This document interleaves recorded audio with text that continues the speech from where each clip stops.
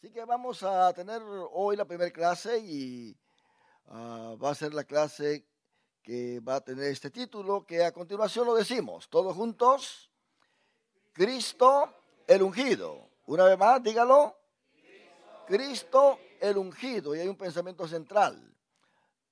Todos juntos, la unción del Espíritu Santo es crucial para poder hacer la obra del ministerio con efectividad.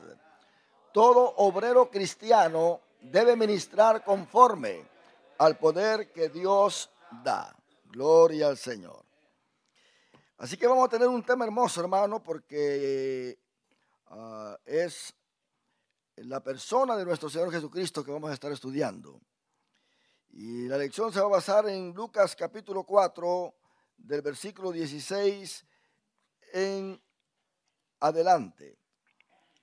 Lucas 4, 16, por supuesto estaremos tocando, ¿verdad? Quizá el contexto de este pasaje, estaremos tocando otros pasajes bíblicos para poder complementar la lección de hoy. Y todos sabemos quién es Jesucristo. El mundo entero lo sabe. Tanto los que creemos en Él, como aquellos que no creen en Él.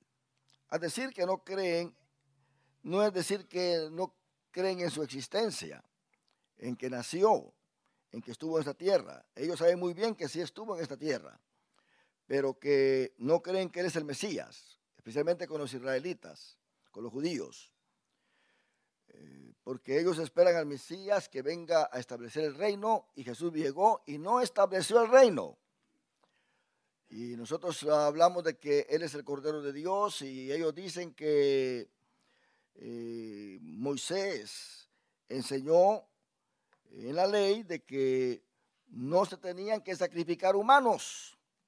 Entonces, ¿por qué Dios iba a mandar un humano para ser sacrificado cuando realmente Él enseñó al pueblo de que no se tenían que sacrificar humanos? Bueno, Él especialmente se enfatizó en no sacrificar niños, porque esto era lo que practicaba el pueblo pagano en sus adoraciones a los otros dioses o a sus dioses.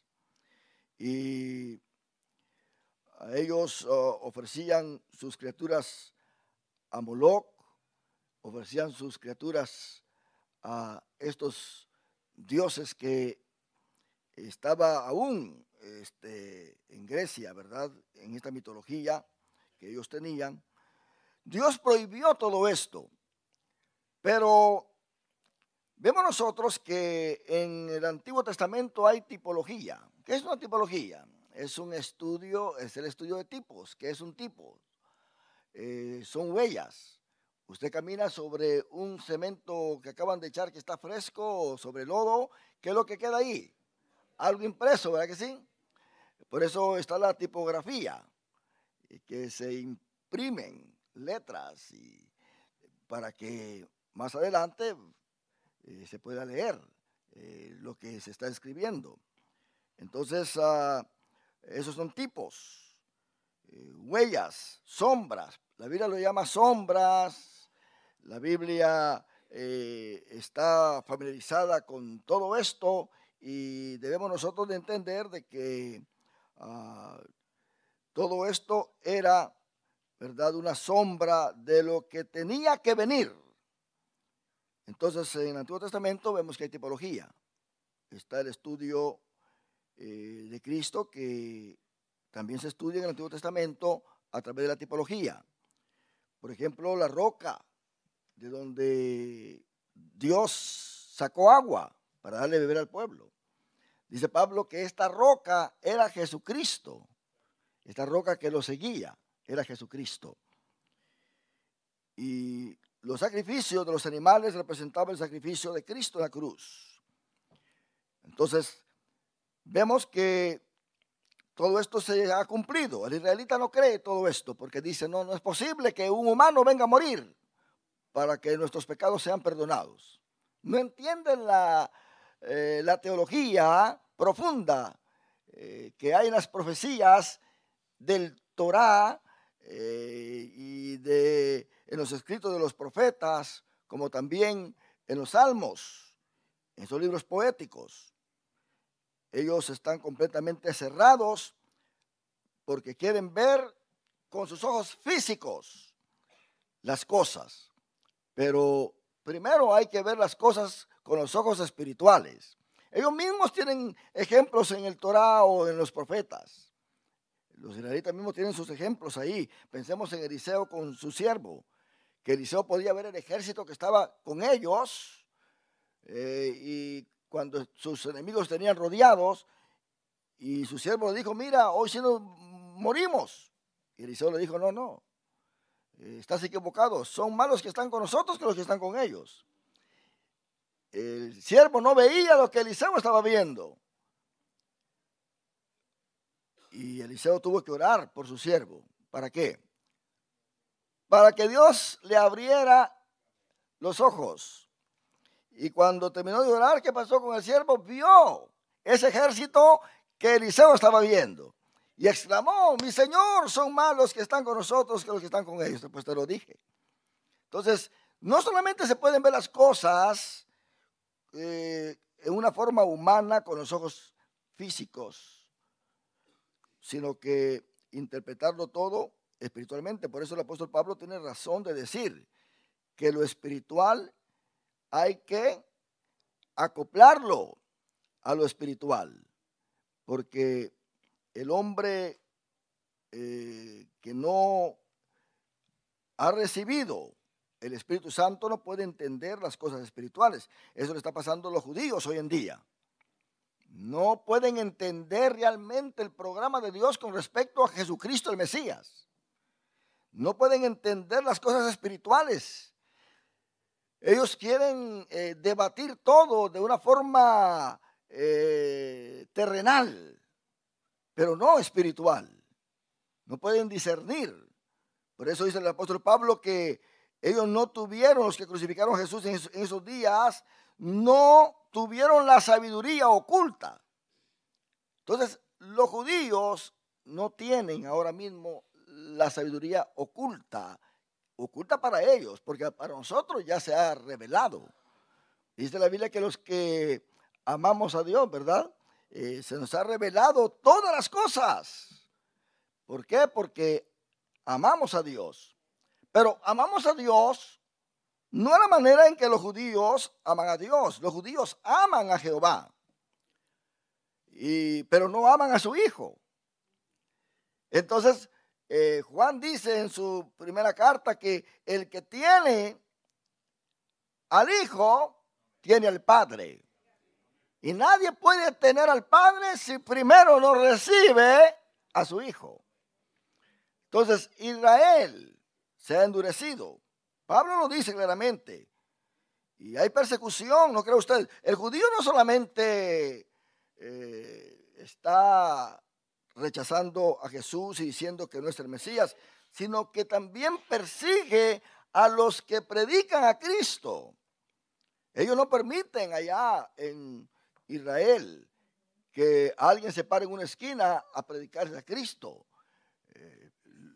Hay jóvenes. En Israel hay una ley de que usted no puede discutir ni platicarle a un menor de edad, de 18 años para abajo. Es un delito que usted se ponga a discutir con un joven, con una señorita menor de 18 años.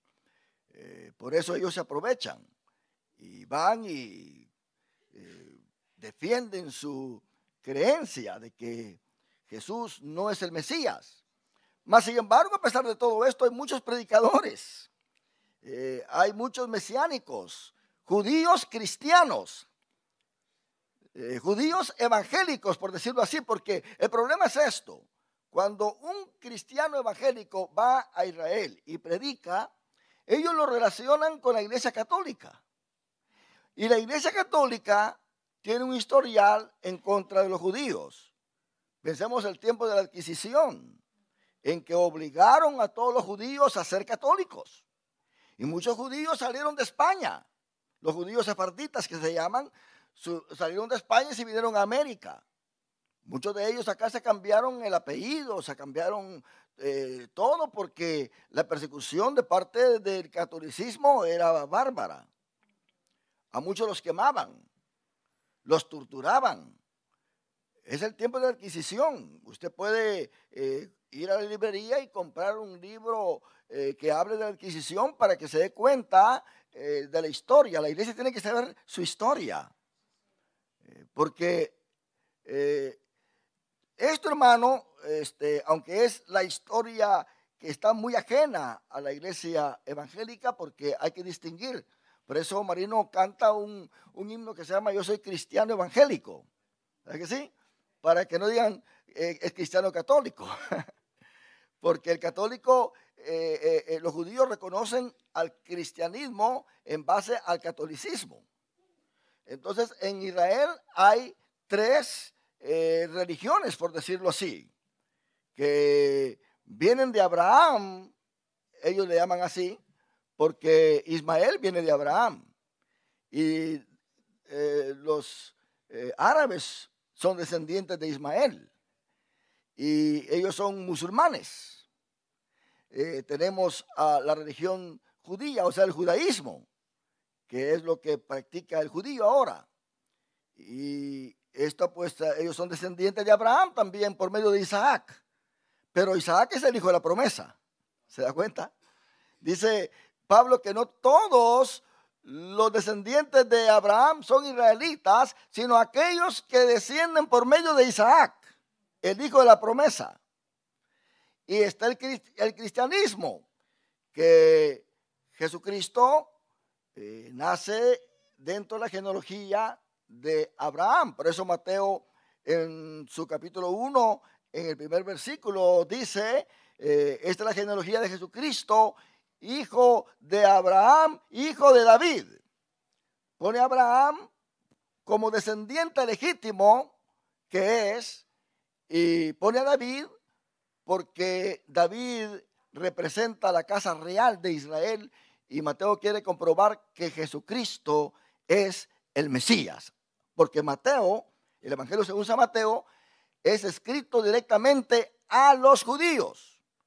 Por eso es que da una genealogía, y da la genealogía de la casa real, que pasa por David y Salomón, y llega hasta José, para comprobarle a los judíos de que Jesús es el que Dios ha enviado para sentarse en el trono de David. Así se lo dijo Gabriel a María, que viene para sentarse en el trono de David. Entonces, por esa razón es que Mateo le escribe a los judíos para comprobar a ellos de que Jesucristo es el Mesías. Ahora, no solamente en el tiempo actual hay una oposición en contra de Cristo como el Mesías de parte de los judíos. Si usted lee los evangelios se va a dar cuenta que los fariseos, los herodianos y los saduceos fueron archienemigos de Jesucristo. Ellos seguían a Jesús en el ministerio para estorbar y hacerle preguntas y a ver en qué palabra lo agarraban. Recordemos que Roma endiosaba a sus césares. Y no solamente eran emperadores, sino que también eran dioses. El problema que Roma tenía con los judíos, y por eso es que no los calificó como parte integral al 100% dentro de sus jurisdicciones, que ellos se reportaran directamente al César. Y es que el judío rechazó adorar al César, lo rechazó. Ellos preferían morir. Entonces, Roma puso rey para los judíos. Estamos ahí con Herodes el Grande. Herodes el Grande era rey en Judá. Pero eso no quiere decir que Judá estaba independiente de Roma. tenemos ahí los publicanos. ¿Qué hacían los publicanos? Los publicanos cobraban los impuestos a los judíos, y los publicanos eran los mismos judíos que servían a Roma. Zaqueo era jefe de los publicanos y era un descendiente legítimo de Abraham. Cuando Leví, Mateo, se convirtió, hizo fiesta en su casa, invitó a todos sus amigos publicanos. Cuando estaban con ellos comiendo, Jesús, se acercaron los fariseos que siempre andaban atrás a ver en qué lo agarraban, y le dijeron a sus discípulos: ¿por qué Jesús, por qué el maestro de ustedes está comiendo con los pecadores, con los publicanos? ¿Se recuerda el fariseo cuando oró? Tenía al publicano a su lado, que le dijo a Dios: no soy como este que está aquí. Este publicano lo estaba rechazando delante de la presencia del Señor. Pero un día Jesucristo dijo, y se lo dijo a los judíos, que vendría el momento en que las rameras y los publicanos estarían en primera fila para la salvación que Dios ha ofrecido. Porque aquellos que se creían sanos, pues rechazaron a Jesús. Por eso estaban hablando y diciendo: bueno, este Jesús está comiendo con los pecadores y los publicanos. Y Jesús les dijo: yo no he venido a los sanos, yo he venido a los enfermos. Yo vine a buscar y a salvar lo que se había perdido. Y esa fue la misión de Jesucristo: venir a buscar y a salvar lo que se había perdido. Así que Herodes era rey de Judá. Y murió Herodes, dejó a sus hijos. Dejó a Arquelao ahí en Judá. Y Arquelao se opuso a Roma, quería independizar a Judea, y César lo depuso, lo mandó, lo sacó de ahí. Entonces mandaron los gobernadores. Desde el momento que Arquelao, que era rey de Judea, fue depuesto, ya nunca Judea tuvo un rey, sino que solamente gobernadores. Y en el tiempo de Jesús, el gobernador era Poncio Pilato. ¿Se da cuenta? Mas sin embargo estaba el rey Agripa, que era el rey de Galilea. Entonces, allá sí habían reyes, pero Judea nunca más tuvo un rey. Tuvo gobernadores después de la muerte de Arquelao, porque se recuerda usted que José y María estaban en Egipto, porque un ángel se le apareció a José y le dijo: váyanse para Egipto, porque Herodes buscará al niño para matarlo. Ahí empieza la persecución.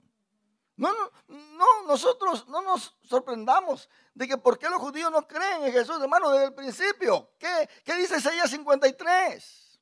Se está cumpliendo. Isaías se involucra él mismo, se incluye él mismo en lo que es en sí el rechazo que estaba ya previsto para Cristo, y como que escondimos de él su rostro, o sea, nuestro rostro. Esto, hermano, es algo tremendo. Vamos a leerlo para que nosotros pues tengamos muy bien las palabras aquí escritas, ¿verdad? Isaías 53. Por eso hay una gran pregunta que dice: ¿quién ha creído a nuestro anuncio? ¿Se da cuenta cómo empieza este capítulo? Ahora, algunos dicen que este capítulo tiene que empezar con el versículo 13 del capítulo 52. Entonces, pero acá hay una pregunta. Posiblemente cuando se dividió la Biblia en capítulos, vieron que era más conveniente empezar con esta pregunta.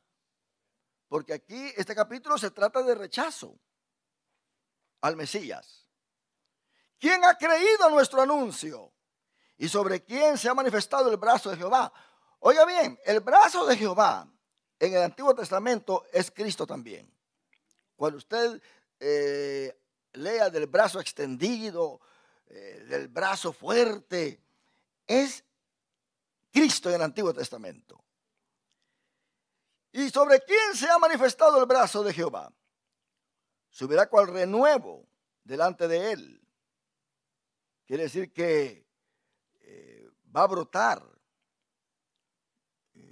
La humanidad de Jesús no surgió de la nada. Por eso Cristo dijo, Isaías dijo que del tronco de Isaí, del tronco cortado, ¿verdad?, nacerá un vástago. Cristo nace dentro de la genealogía de lo que es la genealogía de David como rey y de la genealogía de Isaí.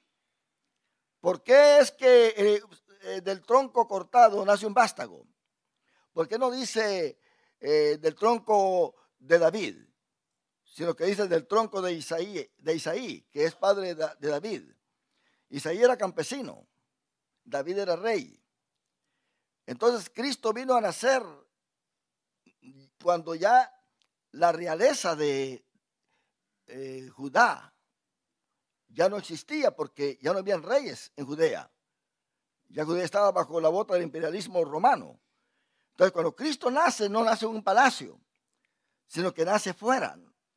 Note bien que si no se hubiera perdido esa realeza en Judea, José hubiera sido el rey de Judea en el tiempo en que Jesús hubiera nacido. Pero cuando llegó Babilonia, se llevó cautivo a Sedequías, que fue en sí el último rey, que no era realmente de la línea de la genealogía de David, como cuando muere el padre, reina el hijo, ¿verdad? Sino que Sedequías era tío de uno de los últimos reyes, y Nabucodonosor lo puso a él ahí. Entonces se perdió todo porque se destruyó el templo, se destruyó la ciudad por 70 años. A los 70 años regresan, y cuando regresaron ya los reyes ya no se recuperaron. Se recuperó el sacerdocio, pero ya no hubieron reyes de Judea o de Judá. Judea y Judá es el mismo país, la misma nación. Lo que pasa es que Judá es la manera en que los judíos le llaman, y Judea es la manera en que Roma le llama, ¿verdad? Así que cuando los romanos le llamaban Judea y los judíos le llamaban Judá, ¿verdad? De la tribu de Judá. No dice de la tribu de Judea, porque Judea es el nombre que los romanos le pusieron. Eso usted debe de entenderlo muy bien. Y vemos acá entonces que Judea o Judá comprendía de dos tribus, la tribu de Judá y la tribu de Benjamín.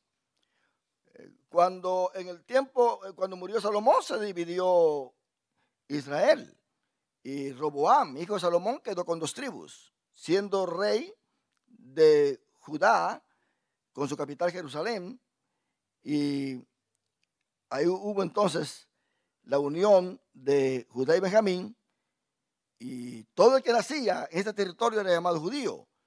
Pablo dice que él es de la tribu de Benjamín, mas sin embargo en Gálatas dice nosotros los judíos. Pablo era considerado un judío porque había nacido en el territorio de Judea, pero era el de Benjamín. Pero ¿por qué era llamado judío? Porque Benjamín y Judea se unieron, estaban homogenizados, y a todo ese territorio se le llamaba Judea, o se llamaba Judá, con su capital Jerusalén. Las otras 10 tribus, su primer rey fue Jeroboam, y Jeroboam pues dividió el sacerdocio, escogió otros lugares para adorar, prohibió que todos los que estaban bajo su reinado fueran a adorar a Jerusalén, y de ahí se levantó una gran discordia entre ellos, cosa que la mujer samaritana más adelante está discutiendo con Jesús, ¿verdad? Porque Jeroboam dijo, Gerizim es el monte en que se debe de adorar, y los judíos decían, no, es en Jerusalén. Entonces todos iban a Jerusalén a adorar, porque Jeroboam cambió hasta las fechas de las fiestas. cambió el sacerdocio, una gran apostasía terrible. En Israel nunca hubo un rey bueno. En Judá sí hubieron reyes buenos. Y vemos nosotros, hermanos, que en el año 722, antes de que Cristo naciera, antes de Cristo quiere decir antes de que Cristo naciera. Después de Cristo quiere decir después de que Cristo nació. Hay que entender esto, ¿verdad? Porque algunos dicen, ¿y qué quiere decir después de Cristo, pues? No, recordemos que desde Adán hasta Cristo los años vienen bajando hasta que llega a cero. Y de Cristo para acá los años vienen subiendo, ¿verdad que sí? Por eso estamos en el 2018, 19.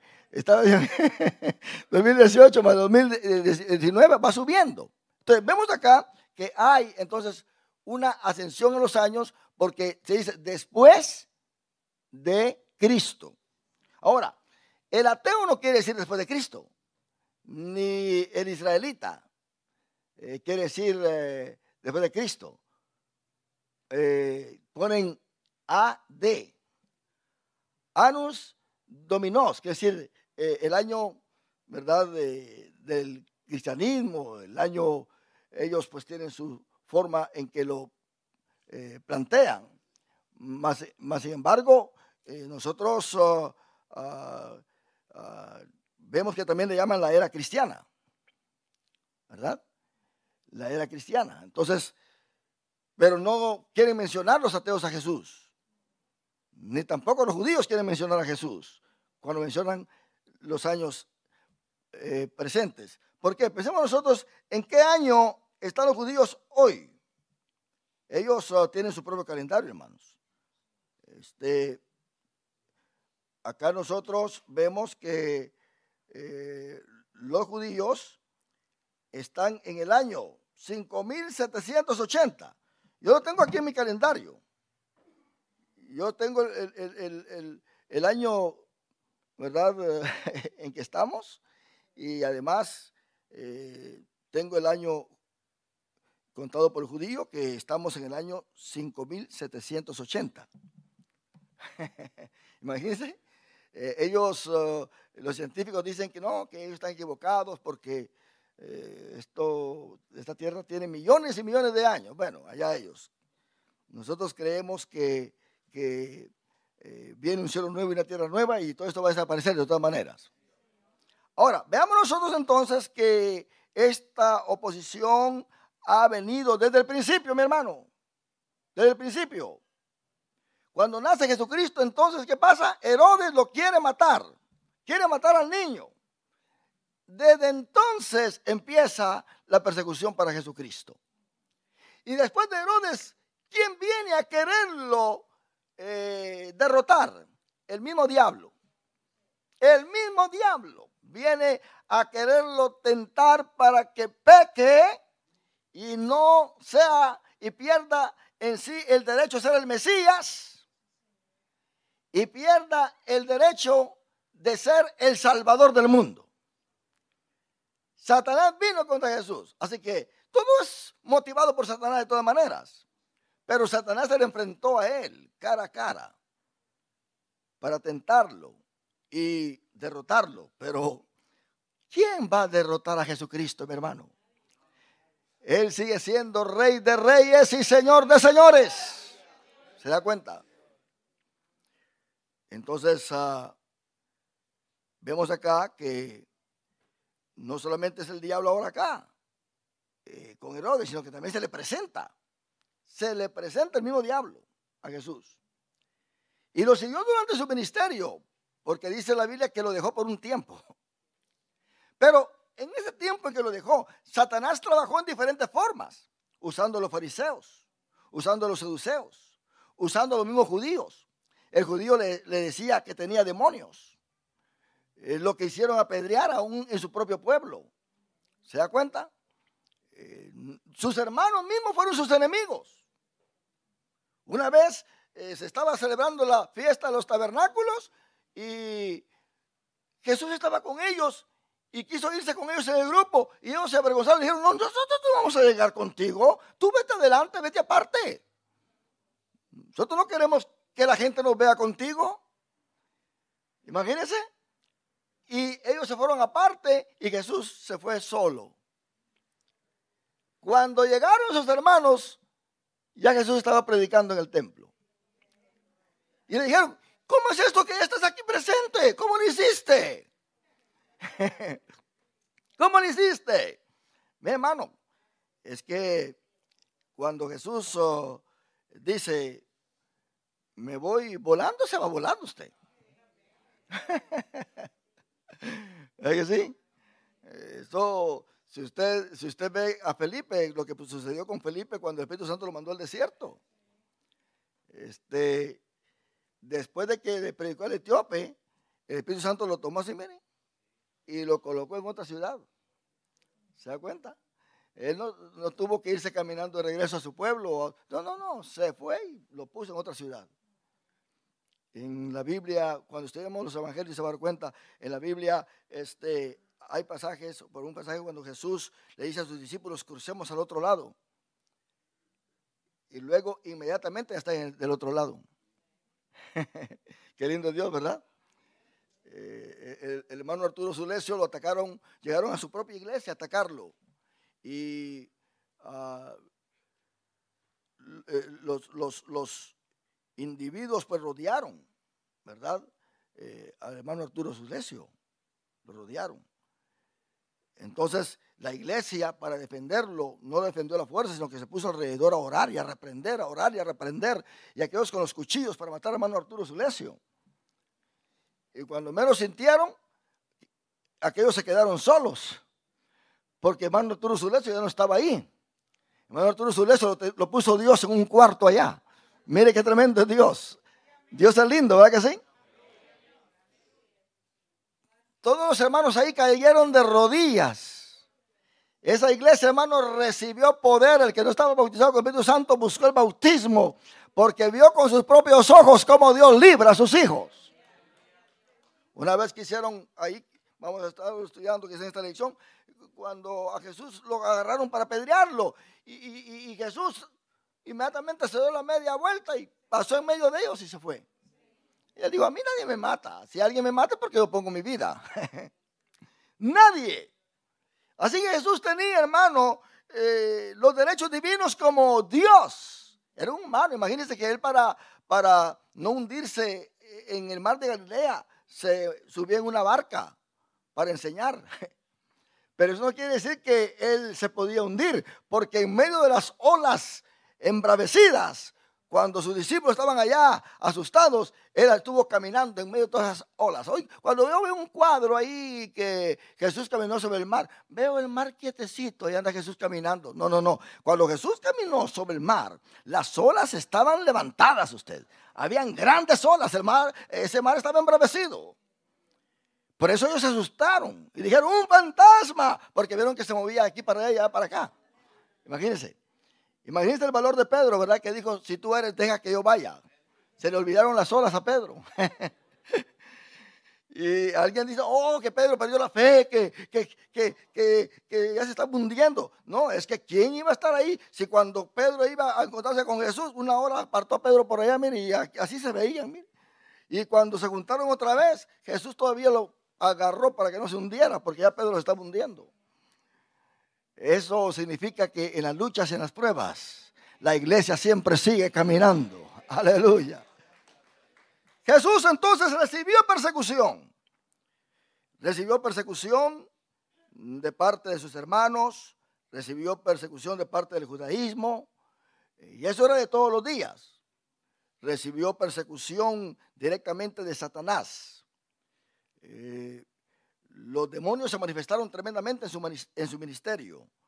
Jesús estuvo, hermano, completamente en arduo trabajo, de tal manera que estaba en una casa un día enseñando y no había descansado, y a su madre y a sus hermanos les pareció que se estaba volviendo loco, porque Jesús era humano, y según ellos fueron a rescatarlos y le dijeron, mira, tu madre y tus hermanos te buscan ahí. Te quieren llevar a la casa porque ya te estás volviendo loco, de cansado que estaba. Y Jesús no se rindió y dijo, no. ¿Quiénes son? ¿Quién es mi madre y quiénes son mis hermanos? Son aquellos que hacen la voluntad de mi Padre. Son ustedes, les dijo. Así que Jesús estaba haciendo la voluntad de su Padre. En eso se esmeró él. Y no solamente en su tiempo. Veámoslos en el libro de los Hechos, la persecución que la iglesia tiene. El primer mártir fue Jacobo. Lo decapitaron. Usted sabe que Jacobo era hermano de Juan, el discípulo amado. Un día la madre de ellos se le acercó a Jesús y le dijo, maestro, el día que tú estés de rey, que venga tu reino, quiero que mis dos hijos estén sentados a tu lado. El deseo de una madre, ¿verdad? Uno que está a tu derecha y el otro a la izquierda. Le dijo Jesús, eso no me toca mirarlo, eso le toca a mi Padre. Y le dijo a ellos, ¿creen ustedes que pueden ustedes beber de la copa que yo voy a beber? Hablando del sufrimiento, de su muerte. Y ellos le dijeron, sí, podemos. Jesús les dijo, de cierto, así va a ser. Pero de daros a vosotros el sentarse a mi derecha o izquierda, no me corresponde a mí, sino que a mi Padre, a quien Él se lo quiera dar. Entonces, estaba Jacobo, estaba Juan. A esto se le llamaron los hijos del trueno. O sea, Boanerges, los Boanerges. Entonces, un evangelio presenta que la madre está interviniendo por ellos. En otro evangelio son ellos los que están diciendo a Jesús, ¿verdad? Entonces, uno se sienta a la derecha y el otro a la izquierda. Esta fue la petición. ¿Acaso no se cumplió eso al tomar la copa? De los 12 apóstoles escogidos, ¿verdad? Ya teniendo a uno reemplazando a Judas. ¿Quién de esos 12 muere primero? Jacobo, aquel que se quería sentar al lado. ¿Y quién de los 12 apóstoles muere de último? Juan, ¿se da cuenta? Entonces los demás están en medio. Uno se sienta a la derecha y el otro a la izquierda, pero tomando la copa del sufrimiento. Ellos son los que hacen un gran paréntesis acá. El sufrimiento llega aquí también con el apóstol Pablo. ¿Cuál fue la persecución más grande que el apóstol Pablo tuvo? La persecución de parte de los judíos. Los judíos lo seguían de ciudad en ciudad, haciendo el escándalo.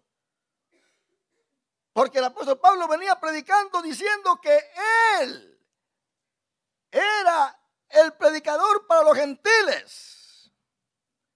Y que la ley ya no era un medio para justificarse delante de Dios. Que los sacrificios ya no contaban, porque Jesucristo había muerto en la cruz del Calvario. Que ahora nuestro cuerpo es templo y morada del Espíritu Santo. Y los judíos no querían aceptar el reemplazo de la ley por la gracia. Si la manera por qué los judíos persiguen a los predicadores evangélicos allá es porque ellos predican de que Jesucristo es el Mesías. Ellos predican de que por la ley ya no se pueden justificar. Ellos predican que sus pecados no son perdonados a menos de que no crean que Cristo es el Cordero de Dios, porque no tienen templo ni tienen sacrificio. Así que ellos no tienen perdón de pecados, porque ¿cómo lo van a lograr? El israelita lograba el perdón de pecados a través de sus sacrificios. Pero ahora ya no hay sacrificio, quiere decir que Dios no ha perdonado sus pecados. Como el resto de los gentiles que no aceptan a Jesucristo. Porque el único sacrificio existente para que Dios, el Padre, perdone los pecados de el pecador arrepentido es Jesucristo. Nadie más. Entonces no le puede pedir a la Virgen que perdone sus pecados, ni tampoco irse allá con el cura a que perdone sus pecados. Martín Lutero, ¿verdad? Él estuvo leyendo Romanos y se dio cuenta de que el hombre no puede perdonar pecados. Y se rebeló en contra de la Iglesia Católica. Y protestó. Entonces, muchos le siguieron y desde entonces nos llaman a nosotros los protestantes. La Iglesia Católica nos reconoce a nosotros como los protestantes, pero nosotros no estamos protestando nada. Estamos predicando el Evangelio. Sí, estamos predicando la verdad, es todo. Jesucristo dijo, la verdad os hará libres. Sí, nosotros los cristianos evangélicos estamos en contra de la idolatría. Los mismos judíos que antes adoraban, que por eso Dios castigó, lo mandó a Babilonia, ahora no se atreven a adorar nada. Porque ellos saben muy bien que ese fue el pecado por el cual Dios los sacó de su nación y los llevó cautivos. Entonces ellos aprendieron que la idolatría no trae nada bueno. Con los ídolos y con las imágenes es Satanás el que trabaja, son los demonios. Por eso Dios los prohibió, porque los ídolos y las imágenes son las herramientas visibles de los demonios para engañar a la humanidad. Entonces, por eso es que Pablo dice que nosotros somos hijos de Dios si somos de la fe de Abraham. Porque el primero que vino predicando el monoteísmo fue Abraham en medio de la cultura que había en ese tiempo de que todas las naciones eran politeístas. Pero Abraham vino con un Dios único, un solo Dios. Pero ese Dios no se veía. Él llegaba a un sitio, levantaba un altar y adoraba. Sus siervos que le seguían se le quedaban viendo porque sus siervos sabían muy bien que Abraham antes se hincaba ante las imágenes. Su padre, según Josefo, era un hacedor de imágenes. Y se hincaba y ellos también lo hacían, pero ahora veían que Abraham no tenía ningún ídolo y solamente levantaba sus vistas al cielo y hablaba con el creador del universo. Así que sus mismos siervos empezaron a tener fe. Y Abraham empezó a adorar por fe. Por eso él se le llama el padre de la fe. Porque vino predicando el monoteísmo, un solo Dios. Entonces, en el ministerio de Pablo, una persecución terrible. Persecución que se metió hasta en las iglesias. Vemos a Demetrio ahí, cuando Juan escribe en su tercera carta que hay uno que está estorbando los cultos, sacando a los siervos del Señor de las iglesias. Y si nos vamos a Apocalipsis, note bien que dice a algunas de las iglesias que Jesucristo mismo le dice que la sinagoga de Satanás está en medio de ellos, está dentro ahí. Y que hay unos que se dicen ser judíos y no lo son. Son mentirosos, blasfemos. Y está hablando a la iglesia de Filadelfia, la iglesia que se va al cielo. ¿Se da cuenta? ¿Qué quiere decir esto? Que en el tiempo que la iglesia que se va al cielo está acá, porque está la iglesia de la Odisea, la iglesia que se queda. Los evangélicos que son evangélicos pero se quedan. No porque están en la iglesia van a volar en el rapto, se van a quedar. Pero la iglesia de Filadelfia va a volar. Es una iglesia justa. Se dice, Dios le dice a Filadelfia, vamos a leerlo para que usted se vea. Y luego pues vamos a regresar a Isaías 53, porque quiero que al entrar a este pasaje de la elección nos conectemos con este pasaje. Pero vamos a Apocalipsis. Y se va a dar cuenta usted que ahí en el capítulo 3, del 7 en adelante, le escribe Dios a la iglesia de Filadelfia.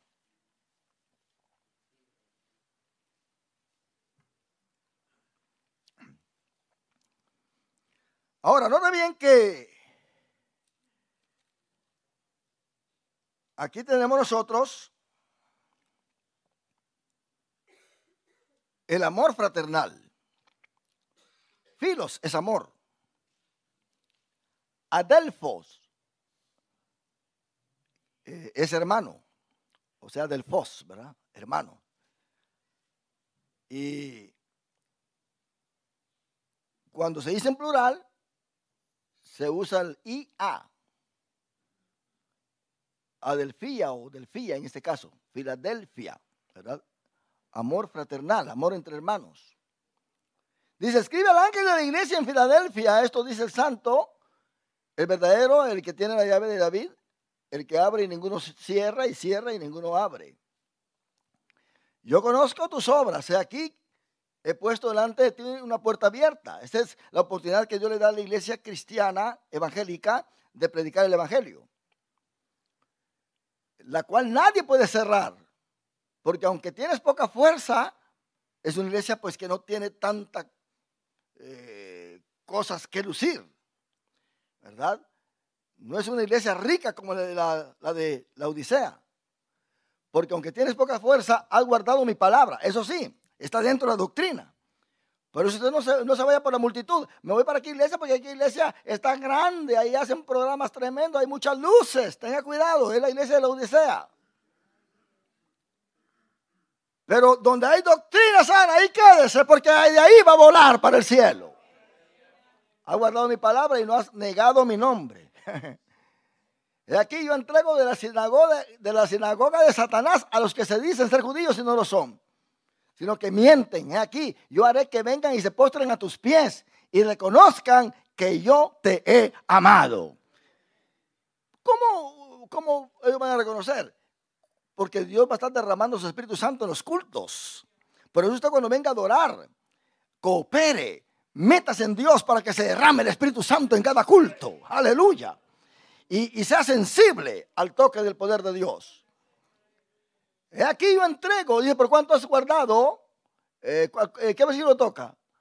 El 10. Por cuanto has guardado la palabra de mi paciencia, yo también te guardaré de la hora de la prueba. ¿Qué es esto? La gran tribulación, hermano. Algunos piensan que la iglesia va a pasar por la gran tribulación. No.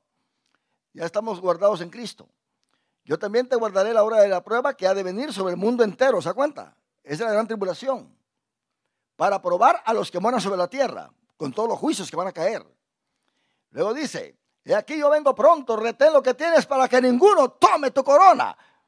Lo que el diablo quiere con la persecución hacia la iglesia es quitarle la corona de la gracia, que se sujeta a la ley, que no cree en Jesús.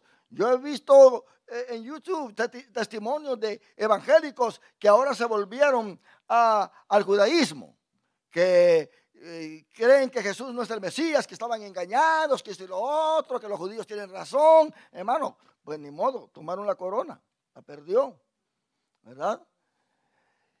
Pero aquí dice, el que venciere, yo le haré columna en el templo de mi Dios, y nunca más saldrá de ahí. Escribiré sobre él el nombre de mi Dios y el nombre de la ciudad de mi Dios, la nueva Jerusalén, la cual desciende del cielo de mi Dios, y mi nombre nuevo. Esa es una nueva vida eterna que vamos a tener con Jesucristo, mis hermanos. Entonces, hermano, oiga bien lo que dice el que tiene oído. Oiga lo que el Espíritu, ¿qué? Dice a las iglesias. Eso es lo que nosotros tenemos que ponerle atención. Por eso Jesús era perseguido desde el principio. Porque el diablo sabía que es el Mesías y le quería quitar el trono. Le mostró todos los reinos del mundo. Y le dijo, mira, todo esto te daré si postrado me adorares. En los primeros siglos de la iglesia se levantaron, hermanos, herejías terribles en contra de Jesús. Ario se levantó diciendo que Jesús no era divino, que Jesús no era Dios. De ahí vienen los testigos de Jehová. Y hubieron credos que se escribieron para que la gente supiera quién era Jesús y cuál era la creencia de la iglesia acerca de Jesús. Y por supuesto hubo un momento en que en el concilio de Nicea en el año 325, concilio de Nicea en el año 325, se escribió un credo y condenaron a Ario por esa herejía que traía. Y no solamente fue él, se levantaron muchos más que vinieron en contra de la divinidad de Jesús. Así como están los judíos ahora que se levantan en contra de él. Un judío dice, él no es el Mesías porque el Mesías va a traer paz. Y miren cómo somos nosotros en guerra, nos dejó peor. En guerra estamos. Y dicen, nosotros no queremos un Mesías que viene y que se va y que regresa. Eso no, hermano, está escrito en la profecía. Si usted lee Miqueas capítulo 5, ahí está. Lo que pasa es que no pueden aceptarlo. No pueden, como dije al principio, discernir, interpretar lo que hay ahí. Por eso Jesús les dijo a los saduceos, vosotros cerráis ignorando las escrituras. Ellos ignoran las escrituras, no tienen la sabiduría de Dios. Y vemos que hay un credo. Mire el credo que ellos escribieron cuando hubo esta persecución por parte de los herejes. ¿Qué es un hereje? Uno que viene en contra de la sana doctrina, quitándole a Dios lo que es de Dios, quitando las características de Jesucristo. Por eso Juan dice que el espíritu del anticristo ya está en acción. No es el anticristo, pero el espíritu del anticristo. El credo de Nicea, para aniquilar la herejía de Ario, para venir en contra de esta herejía, que no cree que Jesús es Dios, sino que es un ser creado. Esta herejía tampoco no acepta la Trinidad. Nosotros creemos en el Padre, el Hijo y el Espíritu Santo. Porque aún el mismo Jesús ahí en los evangelios está. Él ora al Padre, Él está presente. Y luego es lleno del Espíritu Santo. ¿Se da cuenta? Mire cómo dice el credo.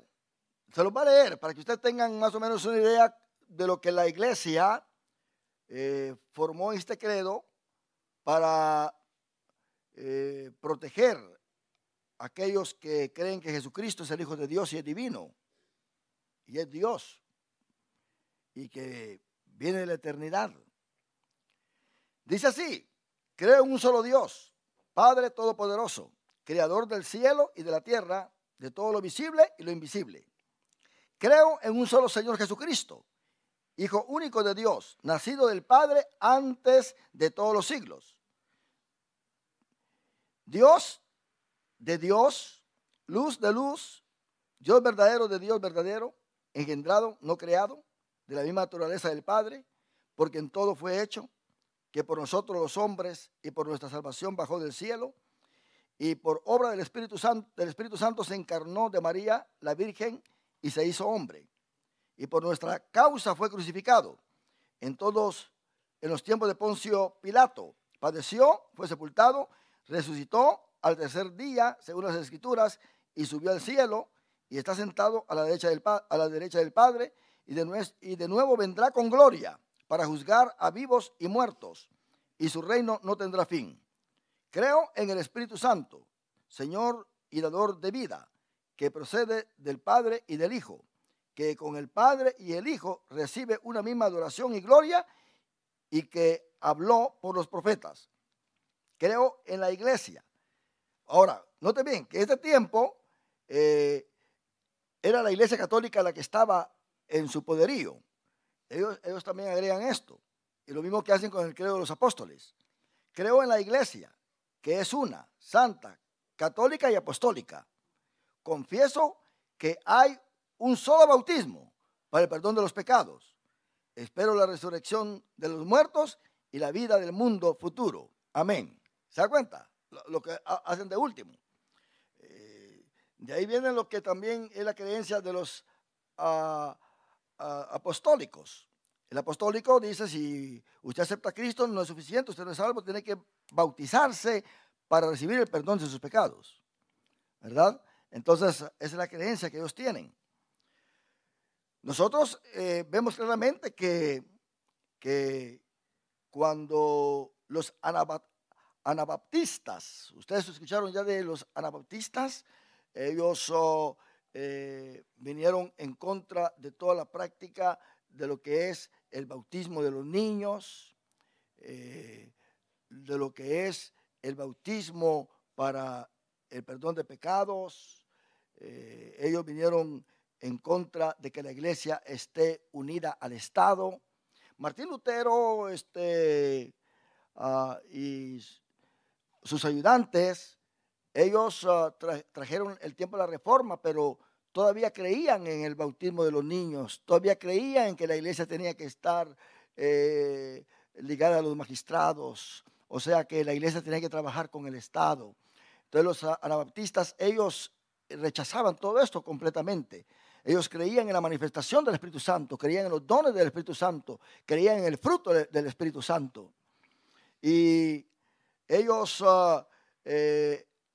fueron perseguidos y quemados porque ellos dijeron que el bautismo no era para los niños, sino que era para los adultos que se arrepentían de sus pecados. Porque un niño, decían ellos, no tiene conocimiento. Un niño no se puede arrepentir, no sabe lo que está pasando con él.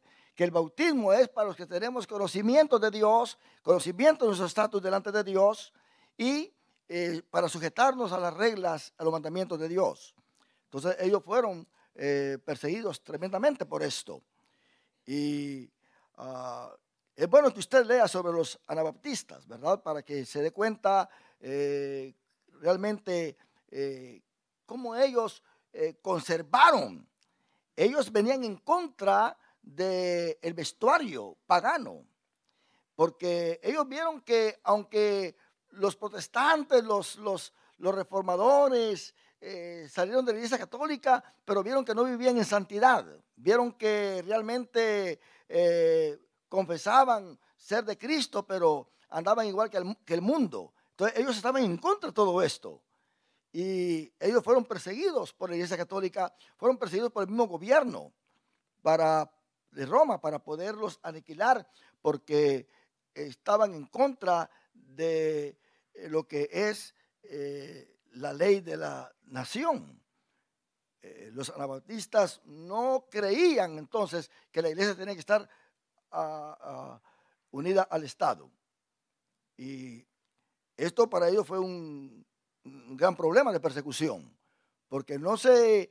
ellos decían que a la ley humana no se tenían que sujetar, a los gobiernos no se tenían que sujetar, a menos que sus ordenanzas, que sus leyes estuviesen dentro de la voluntad de Dios. Pero que si el gobierno decía algo en contra de la Biblia, o lo ponía como ley, como en este caso nuestro, ¿verdad? El aborto y muchas cosas más, la aceptación del homosexualismo y muchas cosas, o sea, en el matrimonio. Entonces, los anabaptistas eran perseguidos porque no aceptaban todo esto. Lo mismo está pasando ahora con las iglesias que creemos la misma cosa, ¿verdad? Hay una persecución. Entonces, esto, hermano, se ha venido desarrollando a través de los tiempos.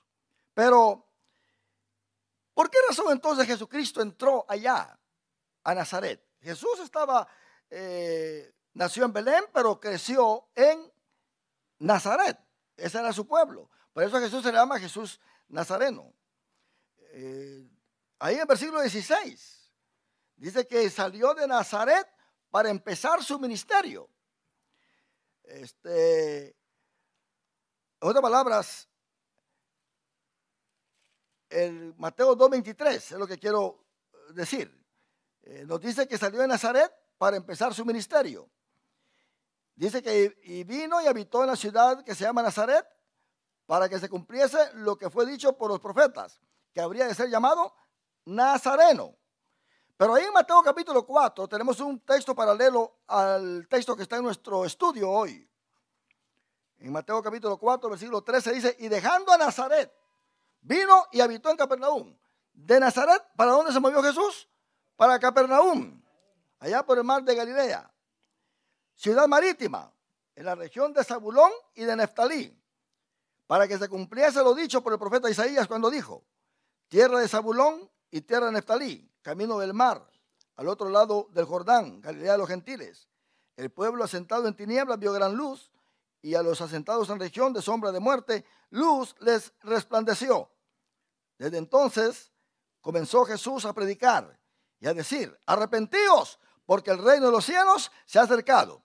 ¿Qué evangelio predicaba Jesucristo? El evangelio del reino. El evangelio del reino. El evangelio del reino es solamente para los judíos, es solamente para los israelitas. Y es el evangelio de predicar al Mesías, ¿verdad que sí? Al Mesías. Nosotros predicamos a Cristo como nuestro Salvador. Él es el Mesías, ¿verdad? Pero nosotros no queremos que el gentil acepte a Jesús como el Mesías. El judío lo tiene que aceptar como el Mesías y como su Salvador. Pero nosotros tenemos que decir como el apóstol Pablo, que era judío, y él lo dijo así muy libremente. Dijo, Cristo vino a salvar a los pecadores. Él no dijo, Cristo vino a reinar. Él sabía muy bien que Cristo vino a reinar. Pero cuando le predicaba a los gentiles, él mismo se hizo parte de los pecadores y dijo, Cristo vino a salvar a los pecadores, de los cuales yo soy el primero. ¿Se da cuenta? Aunque más adelante en Gálatas dice, nosotros los judíos somos pecadores, pero no entre los gentiles. En otras palabras, el judío es pecador, pero en lo que respecta a la blasfemia que está haciendo en contra de Dios, con el formalismo que ha tomado para adorar a Dios. Dios dijo, este pueblo de labios me honra, pero su corazón está lejos de mí. Pero el gentil era conocido como un animal que fornicaba, adulteraba y estaba haciendo cosas terribles, ¿verdad? Todo lo que se refiere a la idolatría. Y entonces Pablo habla a los gentiles que a ellos no se les dio la ley, mas sin embargo su misma conciencia les sirve de ley. Esos son los que no tienen la conciencia cauterizada. Pero Jesús regresa a Nazaret. Después que sale de Capernaum, allá está llevando su ministerio y regresa a Nazaret. En Mateo 6:54 dice, y venido a su tierra, ¿se da cuenta? Le dice su tierra. Les enseñaba en la sinagoga de ellos, de tal manera que se maravillaban y decían, ¿de dónde tiene esta sabiduría y estos milagros? Si creció entre nosotros. Yo estaba escuchando un programa de radio y estaban hablando sobre Jesús. Y este hombre que estaba en la radio recibió una llamada telefónica y la persona le hizo una pregunta, le dijo, óigame, ¿de dónde Jesús tomó esta sabiduría y todo esto que enseñó? ¿De dónde lo agarró? Entonces dice este hombre, bueno, lo que sucede es que la infancia de Jesús solamente aparece en Lucas, pero la mayor parte de su tiempo estuvo allá en la India. Y allá fue enseñado, ¿verdad?, en la doctrina de los hindúes, y cuando ya tenía sus 30 años, pues regresó de nuevo a Jerusalén, a Galilea, y ahí estuvo enseñando todo lo que aprendió. Mire qué tremendo. Elena de White dice que lo que Jesús enseñó fue lo que aprendió cuando era niño a los pies de los doctores de la ley. Imagínense qué tremendo, qué blasfemia en contra de Jesús. ¿De qué sirve creer en Jesús si no se le interpreta bien? Nosotros tenemos que creer en Jesús, pero interpretarlo bien, para poderlo gozar, hermano. Imagínense que usted se esté comiendo un caldo de gallina y no sabe qué es gallina, piensa que es... y dice, ay hombre, qué rico estuvo el caldo de pierna de rana. ¿De qué sirve? No disfruta su comida. Es cierto, usted está comiendo, ¿verdad? Pero, ¿y si no sabe lo que está comiendo? Es como que aquel que le dan taquitos de esos saltamontes, ¿verdad? Que vienen bien tostaditos y no saben de lo que es. Y de qué ricos estos chicharrones, dice. Pero son saltamontes. A Jesús hay que interpretarlo bien. Uno de los problemas que los apóstoles tuvieron con Jesús fue que no lo interpretaron bien. Noten bien que la primera vez que andaban en la barca y que se levantó un viento, Jesús calmó los vientos. Y dijeron ellos, ¿qué hombre es este pues? Que aún hasta los vientos le obedecen, ¿verdad? Pero ellos iban progresivamente, ¿verdad?, creciendo en el conocimiento, pero habían cosas que Jesús les dijo, hay cosas que yo tengo que revelárselas a ustedes, pero no se las revelo hoy porque si no se vuelven locos. Si las cosas sencillas no las pueden entender, ¿verdad? pero cuando venga el Consolador, el Espíritu Santo, Él les hará saber todas las cosas. Porque Él ahora está con vosotros, pero cuando venga estará en vosotros, que es la gran diferencia. ¿Verdad que sí? Y la segunda vez que estuvieron los discípulos con Jesús en la mar embravecida, que Jesús aparece y que sube y que calma los vientos y todo esto, ellos todos gritaron: verdaderamente este es el Hijo de Dios. ¿Se da cuenta? Ya no dijeron: ¿qué hombre es este pues? Que hasta los vientos le obedecen. No, verdaderamente este es el Hijo de Dios. Más tarde Jesús les pregunta: ¿quién creen ustedes quién yo soy? ¿Qué dice la gente de mí? Ah, que tú eres Jeremías, que eres el profeta, que eres Isaías, y empezaron o Elías, y empezaron a decir un montón de cosas, de nombres. Y le dijo Jesús: ¿y ustedes quiénes piensan que yo soy? Se quedaron callados. De repente bajó una unción sobre Pedro y le dijo: tú eres Jesucristo, el Cristo, el Hijo de Dios, del Dios viviente. ¿Se da cuenta? En otras palabras, fue revelación. Nadie puede entender a Jesús si no tiene el Espíritu Santo. Si Dios no se le revela, si Dios no pone en él ese discernimiento, hermano. Por eso hay gente que viene a la iglesia y no sabe quién está cantando, ¿verdad? Viene a la iglesia y no se puede concentrar en Cristo. No sabe a quién está sirviendo completamente. Y eso es peligroso porque en un momento de prueba la gente se va de la iglesia, desaparece. Vienen los income tax y se van de la iglesia. Dice: ya tenemos dinero, y se van de la iglesia. El dinero se les acaba, ahí vienen de regreso otra vez. En el siguiente año viene el income tax otra vez y se desaparecen. Pero el que realmente ama a Jesús, el que tiene una experiencia con Él, una experiencia personal, íntima, no lo va a dejar, le va a servir, le va a adorar, hermano. Y bueno, el punto es de que Jesucristo, ¿verdad? La gente decía: ¿de dónde tiene esta sabiduría y hace estos milagros? Pero ahí en Lucas capítulo 4, versículo 16, dice que vino a Nazaret, donde se había criado. La gente ahí todo lo conocía a sus hermanos, conocían a sus padres. Y en el día de reposo entró en la sinagoga conforme a su costumbre y se levantó a leer. ¿Qué quiere decir esto? Que Cristo guardaba, como todo un judío, el día de reposo. Y tal parece que lo hizo durante su vida ahí en Nazaret, porque sus padres lo llevaban. Era la sinagoga que es principal de ahí, y él creció en esa sinagoga. Porque dice conforme a su costumbre, que dice que Jesús visitaba las sinagogas. Jesús participaba en los cultos de las sinagogas. Dice que se levantó a leer. Se levantó a leer. Quiere decir que él tenía privilegios en la sinagoga. La gente lo conocía. No era solamente uno que llegaba a sentarse. Participaba. En las sinagogas habían puntos importantes en la liturgia. Entre ellas estaban leer a los profetas.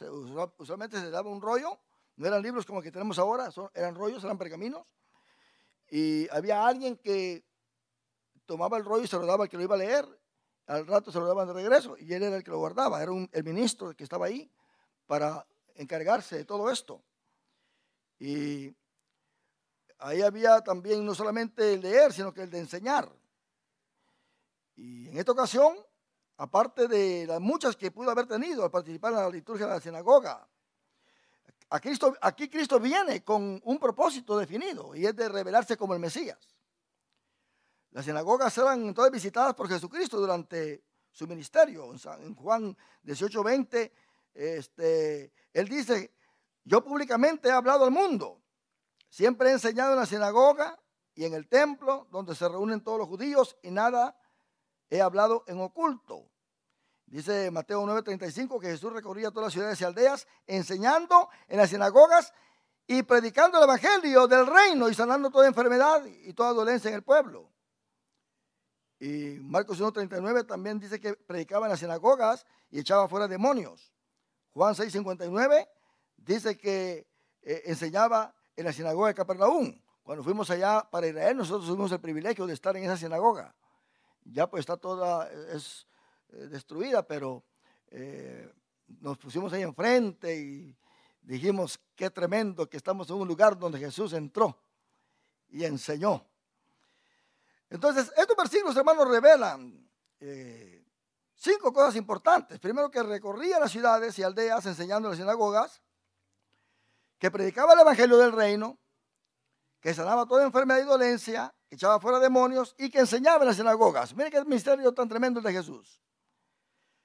Y así parece que los convertidos en el libro de los Hechos también iban a las sinagogas, porque Pablo de ahí los arrestaba. Hechos 9:2 dice, y le pidió cartas para las sinagogas de Damasco, a fin de que si hallase algún hombre, algunos hombres o mujeres de este camino, o sea, del evangelio, los trajese presos a Jerusalén. ¿A dónde entraba Pablo a perseguir a los cristianos? A las sinagogas, porque no había templo todavía. Y el judío siempre estaba dentro de su ámbito, pero ya había creído en Jesús. Y como no tenían una enseñanza revelada, como el apóstol Pablo, ellos estudiaban a Moisés y pensaban que eso era todo. Pero más adelante Pablo recibe persecución porque se mete en las sinagogas y habla de Jesucristo. Usted tiene que leer Hechos capítulo 13. No tengo tiempo aquí para leerlo, pero usted lee Hechos capítulo 13 para que vea usted la forma en que Pablo predicaba en las sinagogas. Ahí usted se va a dar cuenta la forma en que Pablo predicaba en las sinagogas revelando a Jesucristo, y por lo cual era perseguido, porque él empezó a decir que por la ley nadie se puede justificar, sino que solamente por Cristo Jesús. Entonces, en las sinagogas se predicaba a Moisés. Hechos 15:21 lo dice, porque Moisés desde tiempos antiguos tiene en cada ciudad quien lo predique en las sinagogas, donde he leído cada día de reposo. El apóstol Pablo tuvo el privilegio de predicar en las sinagogas, ahí en Hechos capítulo 9, versículo 20, Hechos 13:5, Hechos 18:4. Y su primer mensaje lo predicó en una sinagoga de Antioquía de Pisidia, en Asia Menor. Y ahí empezó la persecución para él, de parte de los judíos. Entonces, a Jesús, hermano, se le da el libro para leer. Y se le da el libro de Isaías. No se puede saber si fue Jesús el que buscó el pasaje o ya le dieron el pasaje, pero en que leyó, pero lo dice claramente acá, que se le dio el libro del profeta Isaías, y habiendo abierto el libro, halló el lugar donde estaba escrito, que es decir que fue de parte de él, que a propósito lo pudo haber buscado, Isaías 61, y leyó este pasaje ahí, que está en versículo 18. El Espíritu del Señor está sobre mí, por cuanto me ha ungido para dar buenas nuevas a los pobres. Me ha enviado a sanar a los quebrantados de corazón, a pregonar libertad a los cautivos y vista a los ciegos, a poner en libertad a los oprimidos, a predicar el año agradable del Señor. El año agradable, se habla del año del jubileo, ¿verdad? Que cada 50 años se tenía que devolver aquello que se había prestado, se había comprado, las tierras se devolvían a su dueño original. O sea que eso nunca lo practicó Israel, nunca lo practicó. Qué tremendo, ¿verdad? Pero Jesús venía a predicar el año agradable, el año en que había liberación, el año en que el siervo era suelto, el año en que todo se devolvía. Había entonces una restauración completa. Pero él vino también con la unción del Espíritu Santo. Ahora, yo quiero decir aquí 2 cosas importantes con esta unción. Y es que Jesús es el ungido, el Mesías, en arameo, el Cristo, en griego, que quiere decir ungido. No porque antes no era ungido, sino es un título, es un nombre para él. Jesús es el ungido como parte esencial de su persona. El profeta era ungido porque alguien venía y lo ungía, ¿verdad que sí? En otras palabras, hubo un tiempo que no estaba ungido. Cuando Moisés ungió a Aarón, Aarón empezó a ser ungido. Del momento que lo ungió Moisés, David era pastor de ovejas y no era ungido, hasta que Samuel lo ungió. Entonces, desde entonces fue llamado ungido. Pero Jesús es ungido como un título, como Él es. Él no es ungido porque alguien lo ungió. Es porque Él es el Mesías. Él es el Rey de Reyes, el Señor de Señores. El Mesías es el Rey de Reyes. Pero también hay un texto acá que usted lo puede anotar en Lucas capítulo 2, versículo 25. Dice que aquí había en Jerusalén un hombre llamado Simeón. Y este hombre justo y piadoso esperaba la consolación de Israel. Y el Espíritu Santo estaba sobre él. Y le había sido revelado por el Espíritu Santo que no vería la muerte antes de que viese al ungido del Señor. Quiere decir que cuando Simeón vio al niño, el niño ya era el ungido. ¿Se da cuenta? No tuvo que haber crecido, no tuvo que haber sido bautizado en el río Jordán para que apareciera la paloma sobre él, que es el Espíritu Santo, y la voz que se escuchara en el cielo: este es mi hijo amado en quien tengo complacencia. Él era niño, pero el Espíritu Santo le dijo: no vas a morir hasta que veas al ungido del Señor. Él es el ungido. Los docetas, ellos no creen que Jesús tuvo cuerpo, que fue humano, era algo que se apareció nada más así, ¿verdad? Como un espíritu, como algo que no tiene carne. Aún después de resucitar, Jesucristo le dijo a sus apóstoles: vengan, tóquenme, que un espíritu no tiene carne ni huesos. No mencionó la sangre porque él ya la había entregado ya con su Padre, para que nosotros tuviésemos remisión, ¿verdad? Ahora, mas sin embargo, cuando dice que el Espíritu del Señor está sobre mí, que Él mismo lo dice, por cuanto me ha ungido para dar buenas nuevas a los pobres, la unción de la cual Él habla aquí es lo que concierne a su misión fidedigna al mundo, por el testimonio de su ministerio, por el Espíritu Santo. Porque ¿quién es el que da testimonio del ministerio de Cristo? El Espíritu Santo. Los fariseos vinieron y le dijeron: tú echas demonios en el nombre de Belzebú.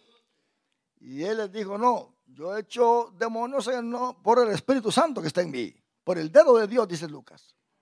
Entonces ellos blasfemaron contra el Espíritu Santo. Jesús les dijo: ¿saben qué? Hasta aquí han llegado ustedes. Si dicen algo contra el Padre, les es perdonado. Si dicen algo blasfemo contra el Hijo, les es perdonado. Pero ustedes blasfemaron contra el Espíritu Santo. Así que ya no tienen perdón. Yo no voy a ser rey de ustedes ahora. Yo me regreso. Olvídense de que, danos señal. No, ya no les voy a dar señal. ¿Y saben qué les dijo? La única señal que les voy a dar es la señal de Jonás.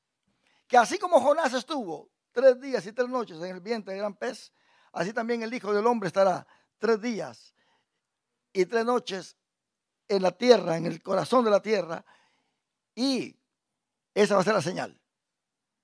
Ellos no entendieron, por supuesto, porque imaginen que ni los discípulos entendían cuando Jesús les hablaba de su muerte.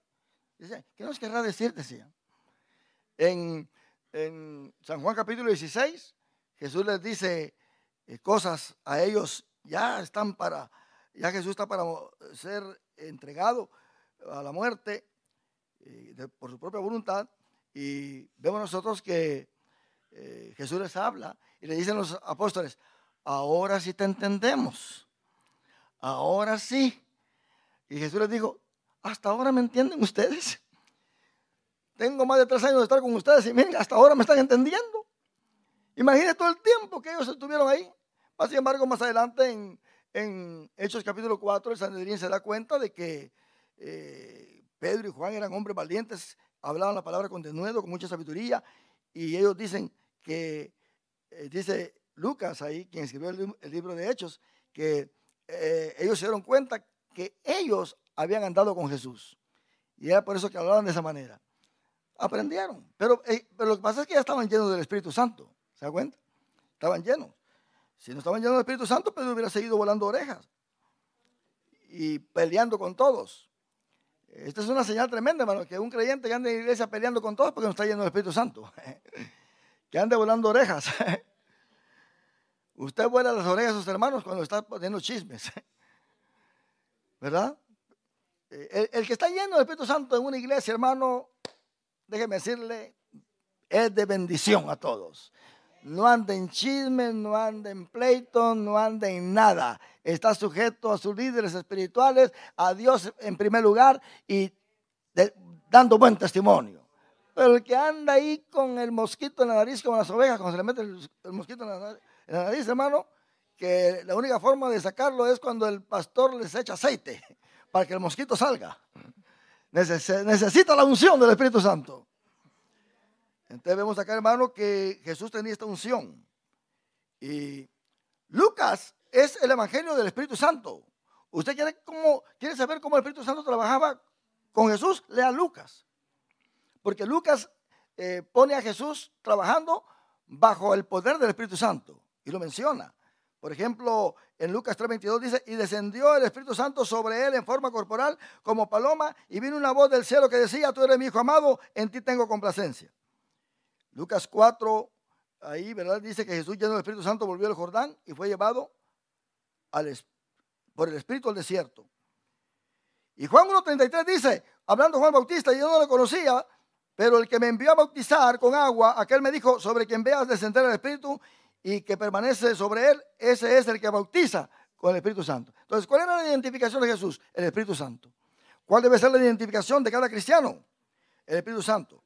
Cuando Jesús terminó con esto, cuando Jesús terminó de leer, enrolló el libro, se lo dio a la persona, aquel lo fue a guardar, dice en versículo 20, y enrollando el libro, lo dio al ministro y se sentó. Un maestro en ese tiempo se sentaba para enseñar.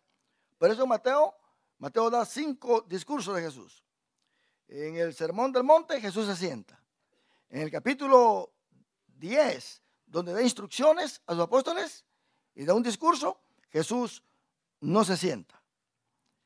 En el capítulo 18, Jesús ahí tampoco se sienta porque está dando una instrucción, pone un niño enfrente. Pero en el capítulo 24, él se sienta para hablar sobre la escatología, lo que viene, sobre el templo. Se pasó el capítulo 13. En el capítulo 13, donde da las 7 parábolas, ahí él se sienta. Así que un maestro siempre se sentaba para enseñar. Cuando daba una instrucción, no se sentaba. Usted puede descubrir eso en el Evangelio según San Mateo. Pero Jesús se sentó. Y note bien, los ojos de todos en la sinagoga estaban fijos en él. Miren la influencia de Jesús. Era atractivo. Era atractivo porque tenía la influencia del Espíritu Santo. Había un imán en él que atraía los ojos. Dice el salmista, así como los ojos del siervo están puestos sobre su Señor, así mis ojos están puestos sobre él. Lo reconocieron en ese momento como un Señor. Estaban viendo que no era cualquier hombre. Era conocido por el pueblo, lo conocían todos, conocían su familia, sus padres, desde muy niño lo conocían, pero ahora lo estaban viendo de una diferente forma. Lo estaban viendo lleno del poder del Espíritu Santo. Y comenzó a decirles, hoy se ha cumplido esta escritura delante de vosotros. Estaba hablando el Mesías. Ellos estaban esperando este Mesías. Pero Jesús les dice, aquí está. Este de que habla Isaías 61, ese soy yo. Y todos daban buen testimonio de él. Y estaban maravillados de las palabras de gracia que salían de su boca. Y decían, ¿no es este el hijo de José? Y él les dijo, sin duda me diréis este refrán, médico, cúrate a ti mismo. De tantas cosas que hemos oído que se han hecho en Capernaum, haz también aquí en tu tierra. Lo estaban obligando a que los milagros que habían hecho allá en Capernaum, en su ministerio que había empezado, los hiciera también ahí.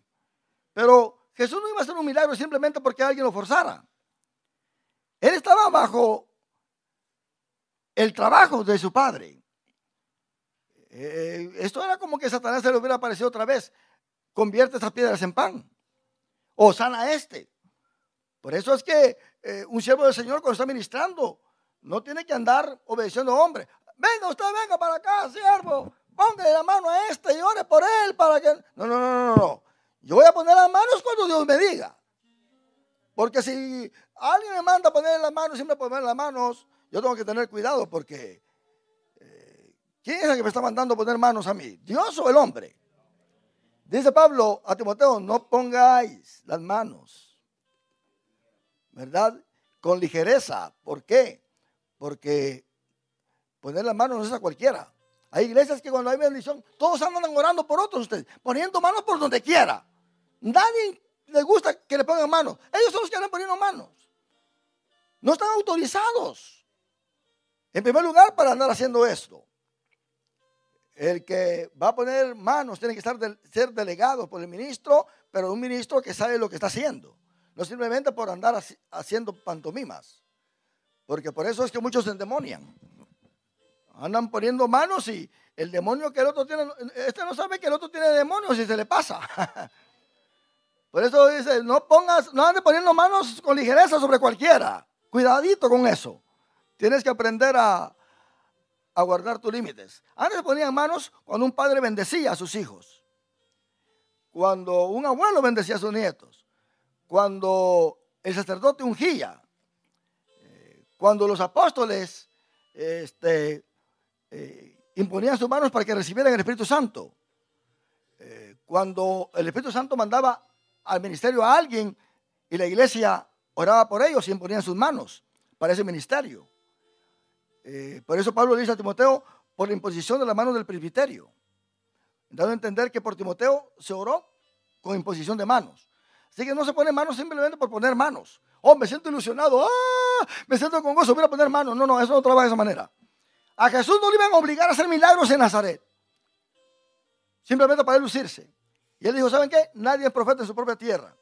Y les da aquí un ejemplo y dice, y en verdad os digo que muchas viudas habían en Israel.